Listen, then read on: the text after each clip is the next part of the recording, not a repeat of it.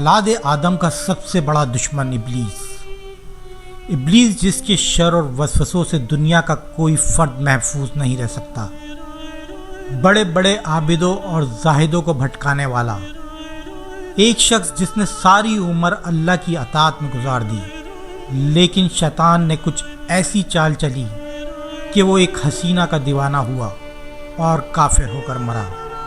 اس video میں ہم ایک عبادت گزار اور متقی شخص برسیسا کے واقعے کو بیان کریں گے، لیکن اس سے پہلے ہمارے چینل کو لائک، سبسکرائب اور شیئر کرنا نہ بھولیں۔ اسلام کی آمد سے قبل قوم بنی اسرائیل میں برسیسا نامی ایک نہایت عبادت گزار اور پرہیزگار بندہ رہا کرتا تھا۔ یہ ایک نامعلوم اور چھوٹے سے گاؤں کا رہنے والا تھا۔ اس شخص نے اپنی زندگی کے 60 سال اللہ کی عبادت میں گزار دیے۔ سارے علاقے میں برسیسا کو عزت و احترام کی نگاہ سے دیکھا جاتا تھا۔ ایک مرتبہ برسیسا کے گاؤں میں 3 نوجوان کو جنگ پہ جانے کی نوبت پیش آئی۔ ان تینوں کی ایک جوان اور خوبصورت بہن تھی، لہذا وہ اپنی بہن کو اکیلا چھوڑ کر جانے پر رضامند نہ تھے۔ وہ چاہتے تھے کہ کوئی ایسا شخص ہو جو ان کی غیر موجودگی میں ان کی بہن کی دیکھ بھال کرے، لہذا گاؤں والوں نے انہیں مشورہ دیا کہ تم اپنی بہن کو برسیسا کی سرپرستی میں چھوڑ جاؤ، کیونکہ وہ بہت متقی اور پرہیزگار ہے۔ اس مقصد کے لیے سب مل کر برسیسا کے پاس گئے اور اسے لڑکی کی رکھوالی پر رضامند کرنا چاہا۔ برسیسا نے یہ سارا ماجرا سن کر اپنی عبادت میں خلل اور دیگر پریشانیوں کے سبب انہیں انکار کر دیا، لیکن اس موقع پر شیطان نے برسیسا کے دل میں پہلا وسوسہ ڈالا۔ شیطان نے برسیسا کی نرم دلی سے فائدہ اٹھاتے ہوئے اسے سرگوشی کی کہ اگر یہ لوگ تمہاری طرح کوئی نیک آدمی نہ ڈھونڈ سکے اور اس لڑکی کو کسی غلط آدمی کے پاس چھوڑ گئے تو اس لڑکی کی زندگی خراب ہو سکتی ہے اور تم بھی اس کے برابر ذمہ دار ہوگے۔ برسیسا شیطان کے اس وسوسے میں آ گیا اور اگلے ہی دن اس نے ان تینوں نوجوانوں سے ان کی بہن کی رکھوالی کی ذمہ داری قبول کر لی۔ اب وہ نوجوان لڑکی برسیسا کی عبادت گاہ کے سامنے والے گھر میں رہنے لگی۔ شروعات میں برسیسا کھانے پینے اور دیگر ضروریات کی اشیاء اور چیزیں اپنی عبادت گاہ کے باہر رکھ دیا کرتا تھا اور وہ لڑکی یہ چیزیں اٹھا کر لے جاتی تھی۔ ایک دن شیطان واپس آیا اور اس نے برسیسا کے دل میں یہ خیال ڈالا کہ کیوں نہ تم کھانے پینے کی چیزیں لڑکی کے گھر کے دروازے کے باہر رکھ دیا کرو، اس طرح اسے خود چل کر تمہاری عبادت گاہ تک نہ آنا پڑے گا اور وہ لوگوں کی نگاہ سے بھی محفوظ رہے گی۔ برسیسا اس بات پر راضی ہو گیا اور کھانا پینا اس لڑکی کے گھر کے دروازے کے باہر رکھنا شروع کر دیا۔ کچھ دن بعد شیطان دوبارہ برسیسا کے پاس آیا اور اسے کہا کیوں نہ تم یہ کھانا اس لڑکی کے گھر کے اندر رکھ آیا کرو، کیونکہ اس طرح وہ دروازہ کھولنے اور گھر سے باہر نکلنے کی زحمت سے بچ جائے گی اور کسی انسان کی نظر میں آنے سے بھی بچی رہے گی۔ برسیسا کو شیطان کی یہ بات بھی بہت بھلی محسوس ہوئی اور اس نے کھانا پینا اس لڑکی کے گھر کے اندر رکھنا شروع کر دیا۔ کچھ عرصہ گزرا تو شیطان دوبارہ واپس آیا۔ اس بار شیطان نے برسیسا سے کہا کہ وہ لڑکی دن رات اکیلی رہتی ہے، کہیں تنہائی سے اکتا کر بیمار نہ ہو جائے، کہ تم کبھی کبھی اس سے بات چیت کر لیا کرو، اس طرح تم اس سے عبادت کی طرف بھی راغب کرو گے اور نیکی کی طرف بھی بلاؤ گے۔ برسیسا کو شیطان کی یہ بات بھی بہت پسند آئی اور اس نے ایک دروازے کے پیچھے سے لڑکی سے بات چیت کرنا شروع کر دی، لیکن اس طرح گفتگو کرنے کے لیے ان دونوں کو بلند آواز سے بات چیت کرنا پڑتی تھی اور دونوں کو کوفت بھی ہوتی تھی۔ اب شیطان نے برسیسا سے کہا کہ تم لڑکی کو اچھی اچھی باتیں سکھا رہے ہو اور وہ خود بھی عبادت کی طرف راغب ہو رہی ہے، تو اس میں حرج ہی کیا ہے کہ تم اس کے کمرے میں اس سے یہ باتیں بتایا کرو۔ برسیسا نے شیطان کی یہ بات بھی مان لی اور آخرکار شیطان ان دونوں کو ایک چھت کے نیچے لانے میں کامیاب ہو گیا۔ کچھ دن اسی طرح نیکی کی باتیں کرتے گزرے اور پھر ان دونوں کے درمیان آتش عشق بھڑکنے لگا۔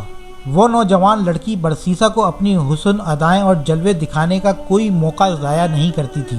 ادھر برسیسا کی نگاہیں لڑکی کے حسن سے نہ ہٹتی، یوں چیزیں بگڑتی چلی گئیں اور یہ دونوں زنا کے عمل میں مبتلا ہو گئے۔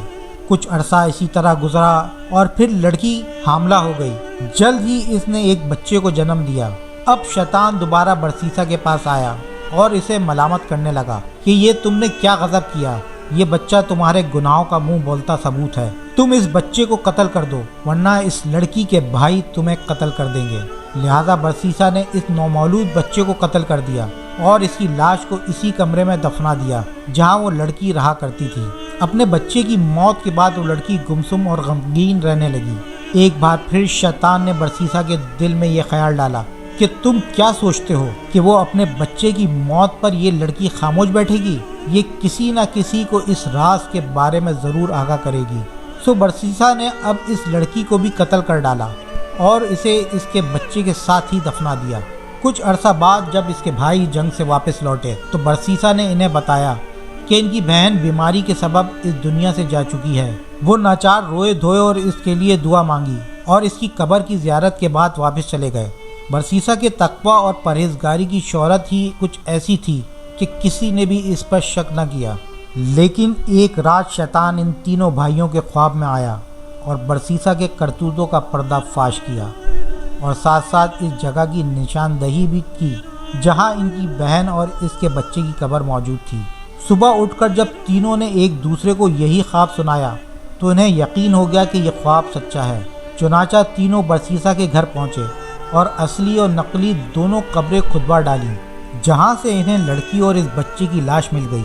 اب یہ تینوں انتہائی غضبناک ہوئے اور برسیسا کو پکڑ کر سزا دلوانے کے لیے بادشاہ کے پاس لے گئے۔ برسیسا جانتا تھا کہ اب اسے کم سے کم موت کی سزا ملے گی۔ شیطان اب آخری مرتبہ برسیسا کے سامنے ظاہر ہوا اور اب اس نے برسیسا کو اپنی اصلیت سے آگاہ کر دیا اور یہ مشورہ دیا کہ اگر وہ اسے سزائے موت سے بچانا چاہتا ہے تو شیطان کو اپنا آقا مان کر اسے سجدہ کرے۔